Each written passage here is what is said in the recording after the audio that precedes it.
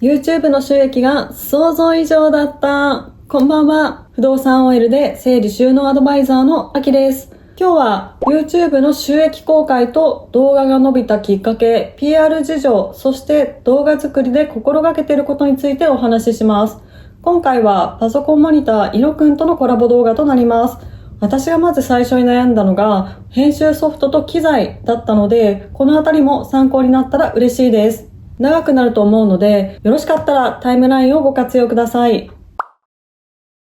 まず一つ目、収益化の条件と達成までの期間です。ご存知の方も多いと思いますが、収益化の条件は、1、総再生回数4000時間、2、登録者1000人、長尺動画の場合はこの2つを満たす必要があります。私がかかった期間は、YouTube 開設が2023年7月、収益化できたのが2024年5月、期間は10ヶ月、動画投稿本数は24本でした。平均が10ヶ月、本数は50本だそうで、おおよそ平均ぐらいでした。内訳は1の総再生回数4000時間は5ヶ月で達成できたのですが、2のチャンネル登録者数が伸びず苦戦しました。おそらく発信内容がバラバラなので、単発の動画を見てもらえるけど、何のチャンネルかわからずチャンネル登録に至らなかったのではと思っています。収益化を目指している方は、発信内容の統一性を意識するといいかもしれません。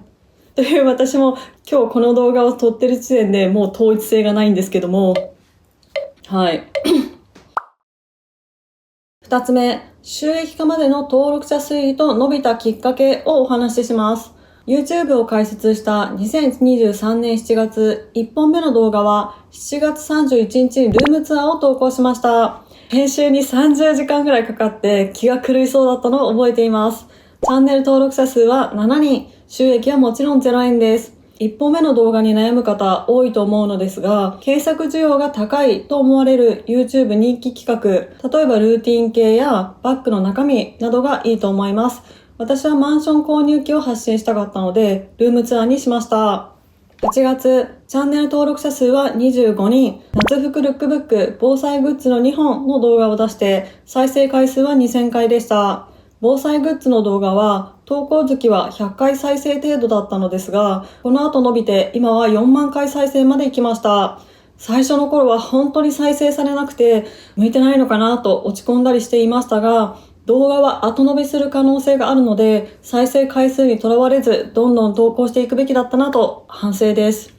そして3ヶ月目の9月、チャンネル登録者数はようやく3桁の180人、動画投稿本数は2本、再生回数は4万5000回と急激に伸びました。要因は7月に投稿したルームツアーの動画が3万回と急に伸びたからです。翌月10月、登録者が252人になりました。パッキング、マンション購入理由など3本の動画を投稿しました。再生回数は2万5000回です。11月、登録者が317人、店名収納の動画1本投稿して再生回数は1万4000回でした。この時点で収益化の条件である総再生回数4000時間が達成できました。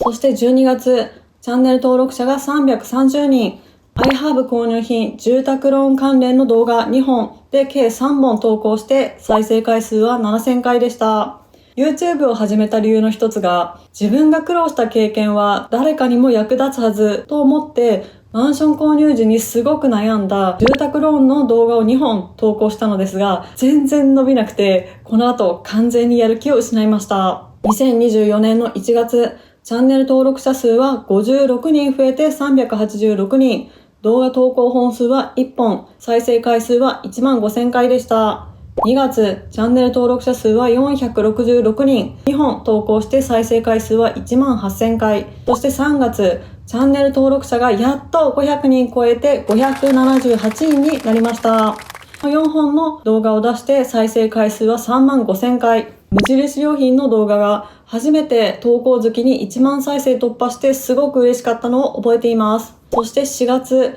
ここで転機が訪れました。日経ウーマンの資格特集に掲載されることになり、発売日に合わせて宅建士勉強法動画を出しました。これを X で告知したところ、フォロワーがぐっと増え、そこから YouTube チャンネルも登録していただけ、登録者数が209人増えて787人、動画投稿本数は4本、再生回数が2万6000回です。そして5月、ここでもチャンスが訪れました。生活動画がネトラボさんに取り上げられ、Yahoo ニュースや LINE ニュースにも転載されたことで、チャンネル登録者は649人増えて、登録者は1436人。5月13日に収益化できて、初めての収益は16,244円でした。この金額に対してどう思うかはそれぞれだと思うのですが、私は想像以上でびっくりしました。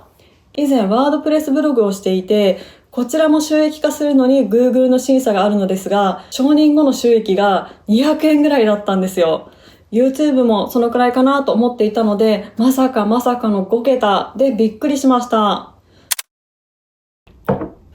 一旦ブレイク。こうやって振り返ると、こんなに登録者の変化がない中、よく続けられたなって思いました。それと同時に何者でもないただの会社員である私を見つけてくださり、そしてチャンネル登録していただけてありがとうございます。くじけず続けられたのは月並みですが、本当に見てくださっている皆様のおかげです。あと、コメントいただけるのすごく励みになります。こんなにもコメントもらえるのって嬉しいんだなっていうのを気づいたので、私もコメントするようになりました。見ましたとか、次回も楽しみにしてますとか、その一言だけでも嬉しいので、皆さんも私に限らず好きな YouTuber さんの動画にぜひコメントしてみてください。はい、本編に戻ります。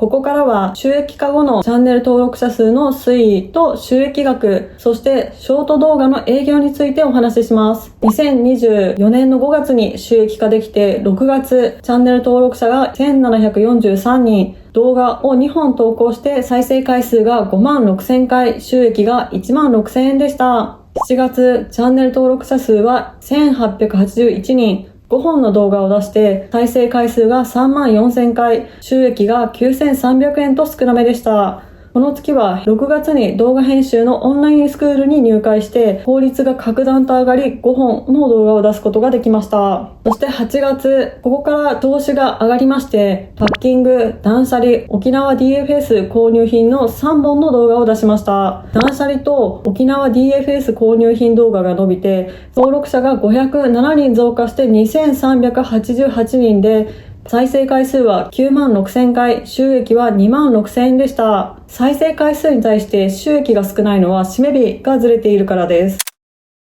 ここでショート動画の事情について少しお話しします。7、8月で40秒ぐらいのショート動画出したのですが、7000から8000回再生で収益は100円ちょっとでした。ショート動画稼げないとは聞いていましたが、本当に稼げないですね。単純計算ですが、10倍の7万回再生回っても収益は1000円ぐらいなので、工数に合わないなという感じではありますが、登録者は増えます。登録者を増やすという観点ではいいかもしれません。私も今年またショート動画再開しましたので、よかったらショートもご覧ください。戻りまして、9月登録者が1366人増加し、3754人に、動画投稿本数は防災グッズと1000個捨てチャレンジの2本、1000個捨てチャレンジと先月の沖縄 DFS 購入品が伸びて、再生回数は初の20万回超えでした。収益は7万8000円。沖縄 DFS 購入品も1000個捨てチャレンジも動画を作る予定はなかったのですが、X 投稿時に伸びたので、興味ある方多いのかなと思って動画を作ったところ、動画も伸びました。動画を作るのってすごく大変なので、作るか悩んだものに関しては、一旦 X などカジュアルに作れる SNS に投稿して反応を見るっていうのもありだなと思いました。そして10月、今のところ一番収益が良くて、登録者が4738人、動画投稿本数は2本で、再生回数が16万回、収益が8万2000円でした。11月、ここでチャンネル登録者数が5000人超えて5186人、動画投稿本数は3本、再生回数は9万回で収益が5万円でした。そして最後です。2024年の12月、登録者が5623人、動画投稿本数が3本で再生回数は10万回、収益が7万円でした。収益は5万円から8万円ぐらいをうろうろしている感じです。チャンネル登録者数と再生回数の割に収益はいいような気がします。推測でしかないのですが、広告単価が高いのがビジネス、不動産、金融系と言われていて、私はチャンネル名に不動産 OL と入れてるからか、不動産に分類されてるんじゃないかなと思ったりしています。どうなんでしょう。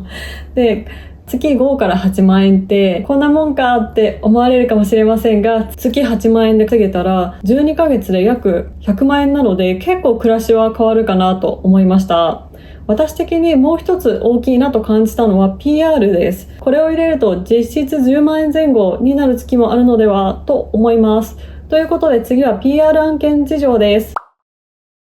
私が想像していた PR 案件は、動画制作費用やタイアップ費用をいただいて PR 動画を作るというものだと思っていたのですが、現状私に依頼が来ているのは、商品を提供するから動画で紹介してねっていうやつです。なので、お金はいただいてなくて、物をいただいてるっていう感じです。でも自分が欲しいものや必要なものを無料でいただけるのは大きいです。登録者5000人だとどのくらいの依頼が来るかというと、こんな感じです。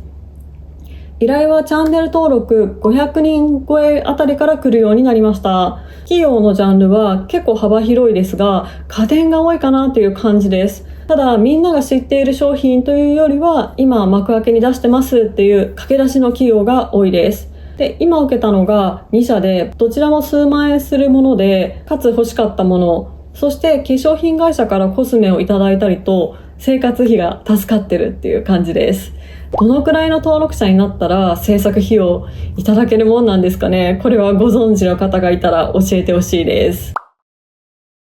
動画作りで心がけていることと工夫していることです。3つありまして、1つ目は音声をつけました。初期は音声なしだったのですが、私自身音声ありの動画を見ることが多いので、音声をありにしました。一方的にこうやって話すのが不得意なのと、声が低いのがあんまり自分自身好きじゃなかったのですが、チャレンジした結果、声が好きですってコメントいただけることもあって、すごく嬉しかったです。ありがとうございます。そして2つ目、お役立ち情報を何かしら入れるです。そうなのとか、それ知らなかったっていうのを一つでも入れれたらいいなと思っています。私自身がチャンネル登録している方は2パターンあって、この人が好きだっていう、芸能人であったりインフルエンサーで、2つ目がこの人の動画は学びあるなっていう、例えばファッションセンスが参考になるなとかの2種類で、私は前者ではないので後者の動画を目指しています。なのでお役立ち情報を何かしら入れれたらと思っています。で、3つ目がプラスアルファの情報を入れるです。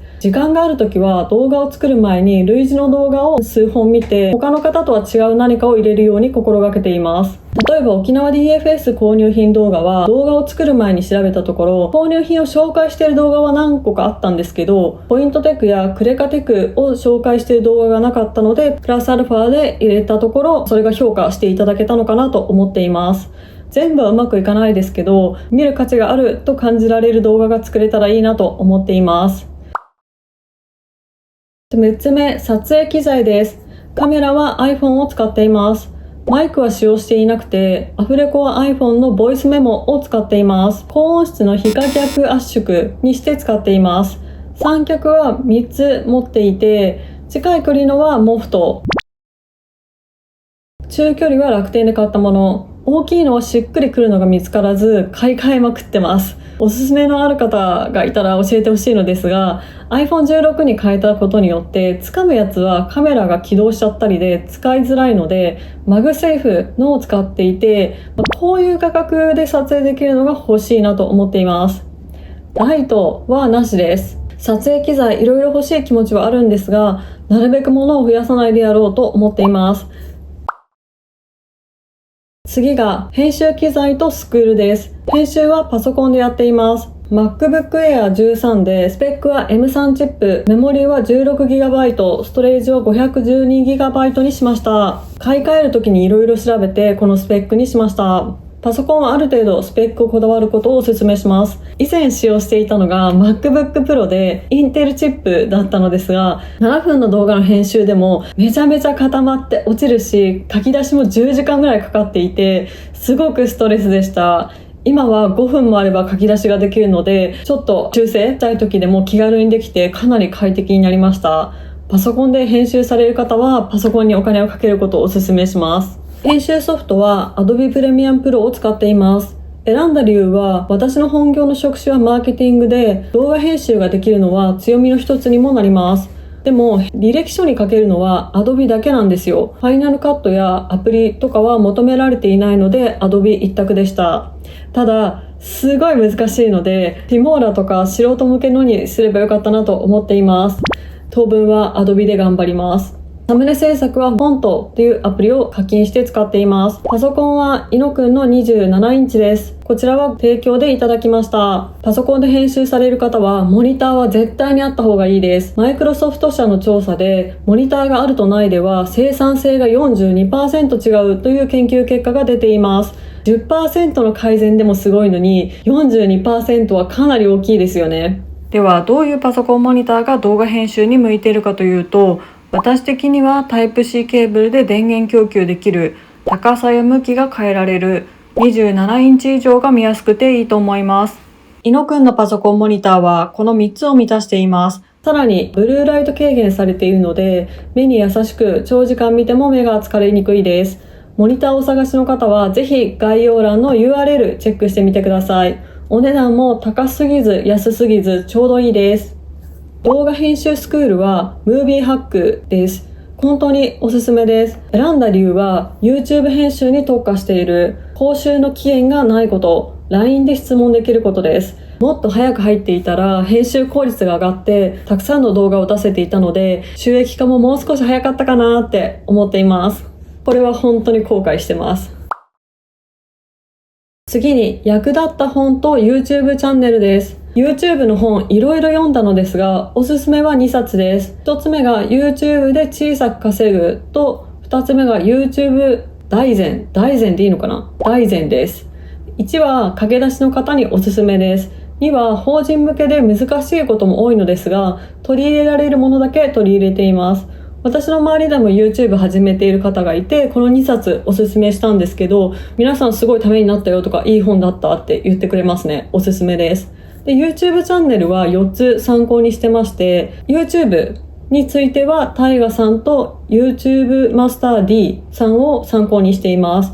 例えば概要欄の書き方とか、そういった細々したところがわからなくて、このお二人の動画を参考にしています。そして撮影テクニックに関しては、テレビ朝日映像撮影部と成瀬さんを見ています。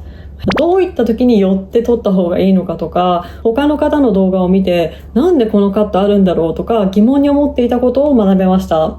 全然自分のチャンネルに活かせてないんですけども。